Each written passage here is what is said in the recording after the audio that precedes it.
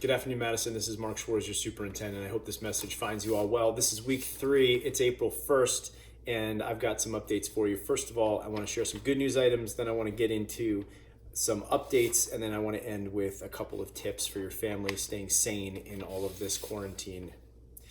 So first of all, good news. I have to share that our faculty and school leaders are continuing to do a great job. To mention even a few is to leave others out. So I just want to tell you to please pay attention to your school updates because there's just great stuff coming out all the time. I do want to say special thank you though to our tech team who have been on site. Everyone else has been working remotely, but they have been on site to make sure that people have the technology that they need, and they distributed 50 devices today. Additionally, our STEAM teachers are going above and beyond, using our 3D printers to make masks and face shields with teachers from Chatham and from Livingston. And together they've delivered 200 masks and 80 face shields already to local hospitals, and they plan to deliver many more. Our district nurses are also supporting the Department of Health with their current high volume of record keeping. I also want to just communicate and thank all of the members of our community who have reached out and done great work on behalf of the families that are in need and our healthcare workers. No doubt this is a trying time, and there are so many organizations and so many individual families that are working to provide that support. You know who you are. Again, I don't want to leave anybody out, but thank you for that great work. We should all be proud as members of the Madison community. And then lastly, I want to say that we are expanding our services for families in need as well. We had been providing free and reduced lunch eligible families with lunches. We are now expanding that to all families in need. So if you know of any family in need, or if you are a family in need, every school day from 11 a.m. to 1 p.m., families can come to Madison High School, and as they pull through the front of the high school, they can just be hand-delivered a packaged lunch. So please take advantage of that and let people know that that's available to them. As far as an outlook is concerned, the governor has made clear that we are going to be closed through April 17th. The next few weeks will no doubt be difficult as the numbers of COVID cases will certainly rise, as will our hospital admissions. But we are working together. We're going to get through this, and we are staying optimistic about the end of the school year.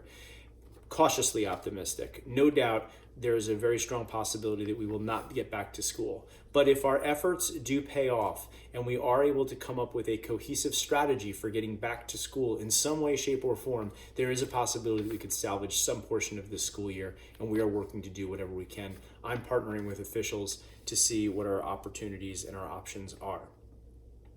I do want to make sure that you are aware that our spring break plans have changed. What is in the best interest of students at this time is clear.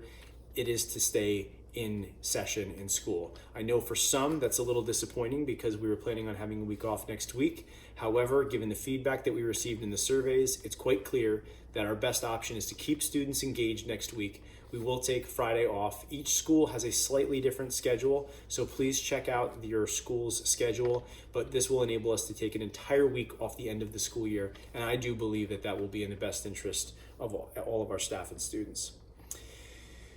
I also want to share that we are going to have a superintendent coffee tomorrow night. So if you want to be involved and engaged with me, by all means, please take part virtually. We're going to continue our shout out for healthcare workers on Monday at 7 p.m. And we are going to be putting out some additional information on self-care and supporting families throughout this COVID-19 quarantine, which brings me to my last topic, which is our wellness tip.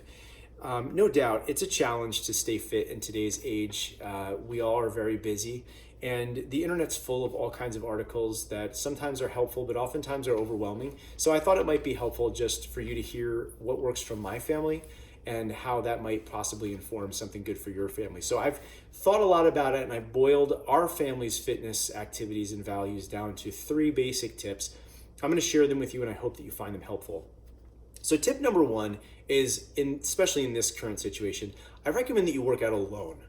It's tempting and nice to say that you want to work out with others, but the fact of the matter is that we're often self-conscious, and a barrier to working out sometimes is that we're concerned about what we're going to look like to others. So it's hard when you're trapped in a house, but if you can get yourself in a room without anyone without anyone else in it, in a closed door, you're more likely to have a more beneficial workout. Not to mention the fact that it's safer to work out alone right now. The second is that you work out light. Now, that's sometimes counterintuitive because much of what the media tells us is that we need to work out hard. High intensity workout is what matters.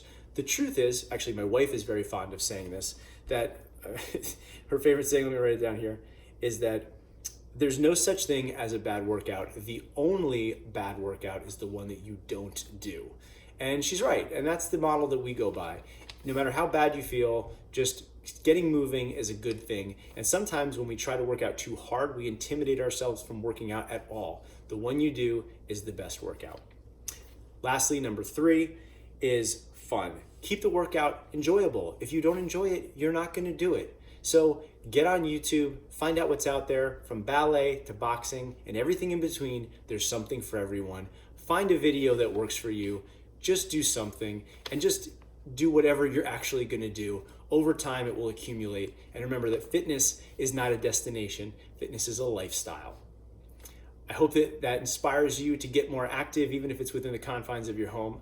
I hope that you are all well. I hope that you enjoy this week. I hope that you have a fantastic weekend, and I look forward to talking to you again soon, and I can't wait till I get to see you in person.